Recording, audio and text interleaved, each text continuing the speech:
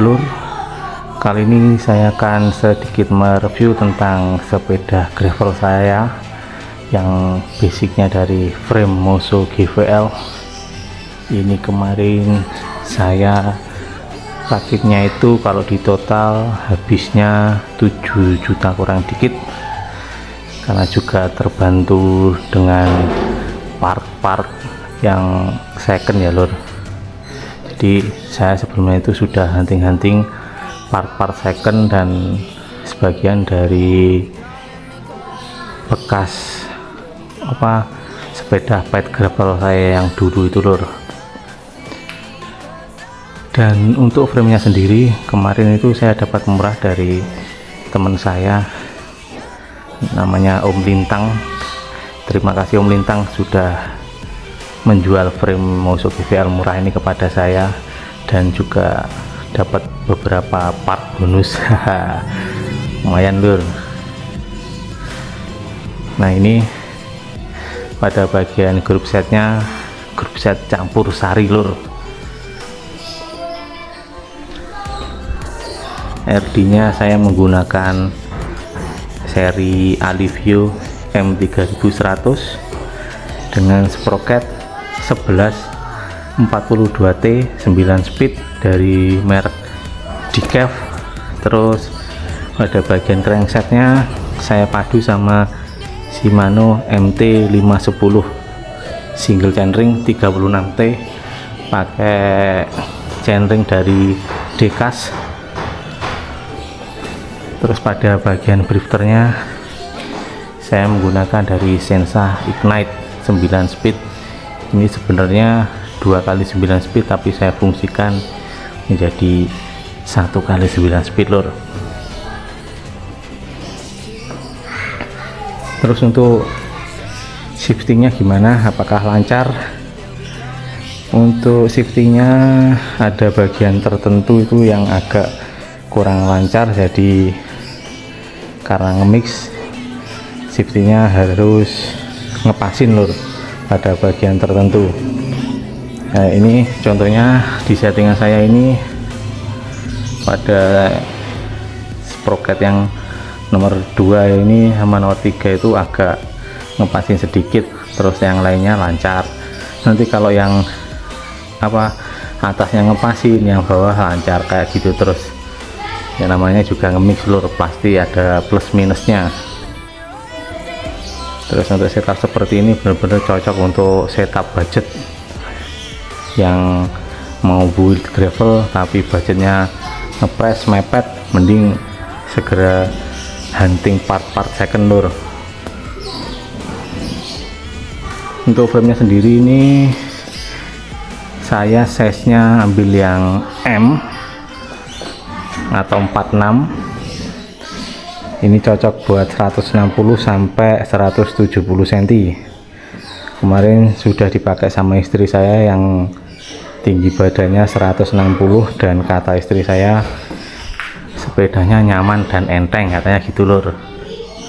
Nah, ini saya pakai, saya tingginya itu 169, dan di sini dropbarnya saya pakai dari Riche Bacon.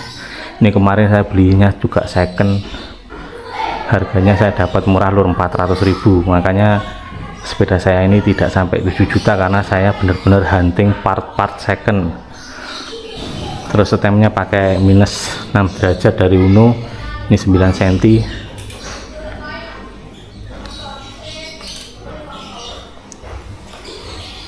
Terus untuk bannya sendiri, untuk wheelsetnya sendiri saya nge-mix. Yang depan pakai free hub yang depan pakai hub dari Strammer. Terus yang belakang saya pakai free hub dari Meroca. Untuk frame ini sendiri kan pakai Troaxle. Yang belakang Troaxle 142x12, yang depan 12x100. Nah, ini kalau di Strammer harus beri adaptor yang sini itu adaptor konverter dari TA15 ke TA12. Terus untuk velgnya atau rim saya ambil dari Polygon pad saya yang lama. Terus untuk bannya sendiri ini dari sepeda saya yang lama, dari V-Tire. Ini gripnya sangat mumpuni untuk berbagai medan gravel, dan masuk jalur eksi juga masih aman lur. Saya tes di turunan-turunan yang agak curam jalur tanah juga gripnya juga masih oke.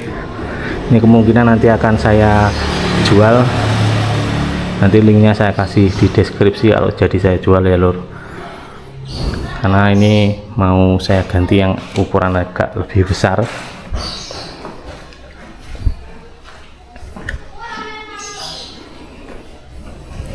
Terus pada bagian bracketnya sudah saya ulas pada konten-konten saya sebelumnya, yaitu pakai dari Tektro yang dual pull tipe MDC 550.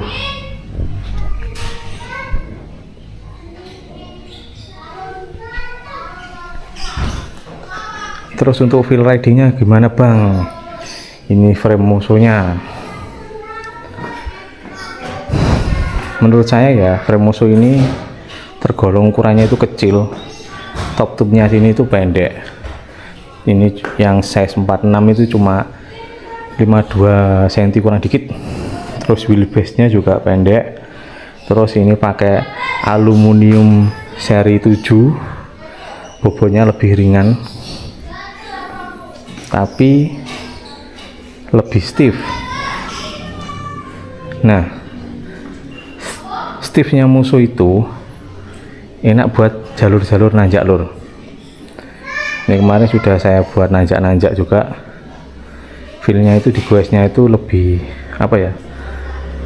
lebih kaku, jadi untuk power transfernya itu rasanya lebih maksimal. Jadi feelnya saat di goes itu lebih ringan sedikit. Nah kalau di goes nanjak buat jalur-jalur mulus enak lur, sama jalur-jalur tanah yang mulus enak.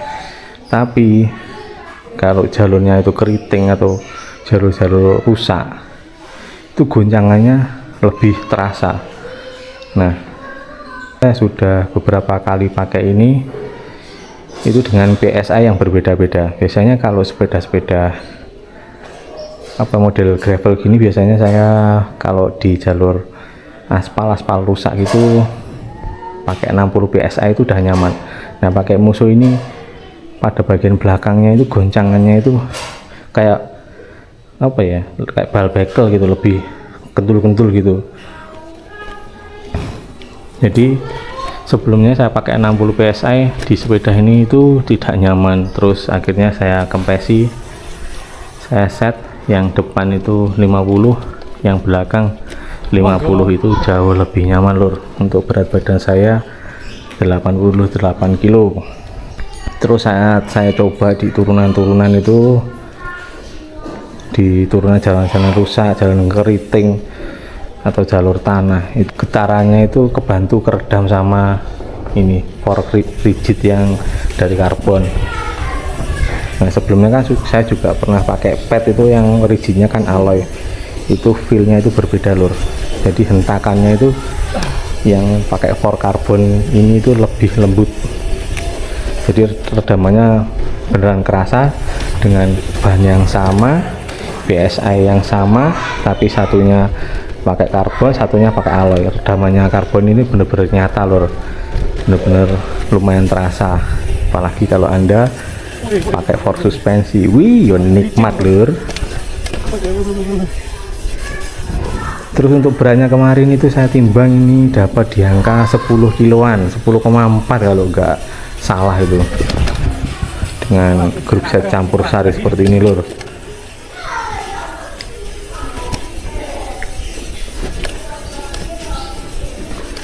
Terus karena ini wheelbase nya pendek, frame nya ini pendek, saat kendali di jalur turunan itu menurut saya malah lebih gampang. Menurut saya ya, pakai frame ini itu daripada pad yang saya dulu pakai itu yang top tube nya 55, ini kan cuma 51, berapa gitu. Wah buat ugal-ugalan di jalur-jalur turunan itu ini lebih enak kontrolnya lur. Tinggal nyondongin badan ke belakang dikit gitu udah, imbangnya itu sudah enak, imbanginnya itu walaupun pakai stem ukuran 9 cm itu, tapi buat kontrol masih enak kok. Oh iya, satu lagi dong, Lur.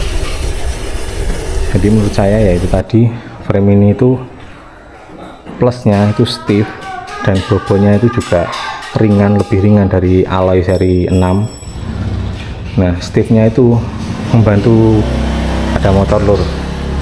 Nah stiffnya frame ini itu membantu saat kita nanjak lur. Jadi nanjak itu feelnya di goesnya itu lebih kaku, power transfernya itu lebih efisien lah. Yang saya rasakan itu saya pakai ini itu buat nanjak lebih nggak ngoyo, apalagi nanjak-nanjak yang panjang gitu rasanya itu kaki saya itu masih kuat gitu loh, lebih less power lah.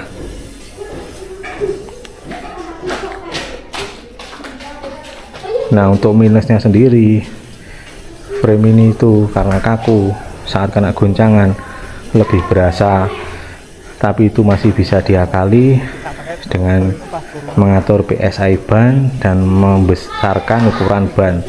Tapi kalau cuma mainnya banyakkan on road pakai 35 atau 40 C tapi tekanannya diatur, menurut saya sudah aman lur. Tapi kalau anda suka main jalur-jalur terabas seperti saya, lebih baik minimal pakai 40 C dan atau digedekan ke 45. Nah ini rencana saya mau tak gedein ke 45 C lur. Jadi gimana, apakah anda berminat untuk membangun musuh GVL ini? Menurut saya di tahun 2024 frame ini masih sangat layak untuk dibangun ya lur. Saya aja pakai ini nyaman kok.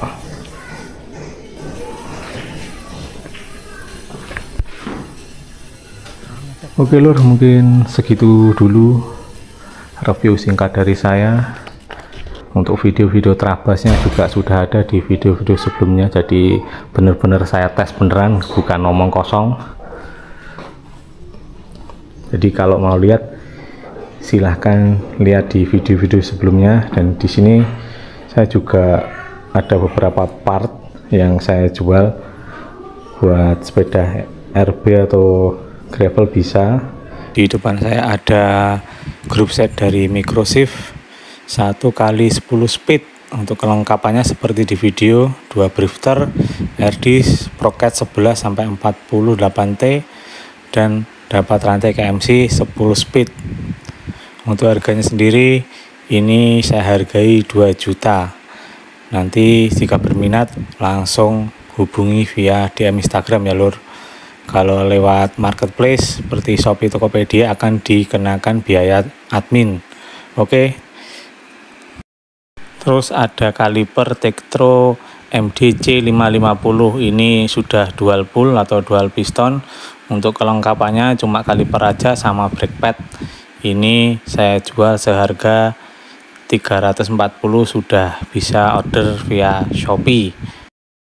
Ini free hub dari RT 3 Paul 5 bearing. Ini ukurannya GR 135 dan 32 hole. Untuk kondisinya masih sangat baik. Ini saya jual 200.000 saja, sudah bisa order via Shopee. Terus yang terakhir ada Sensa SRX Pro. Kelengkapannya drifter kanan kiri dan RD. Ini 1x11 speed.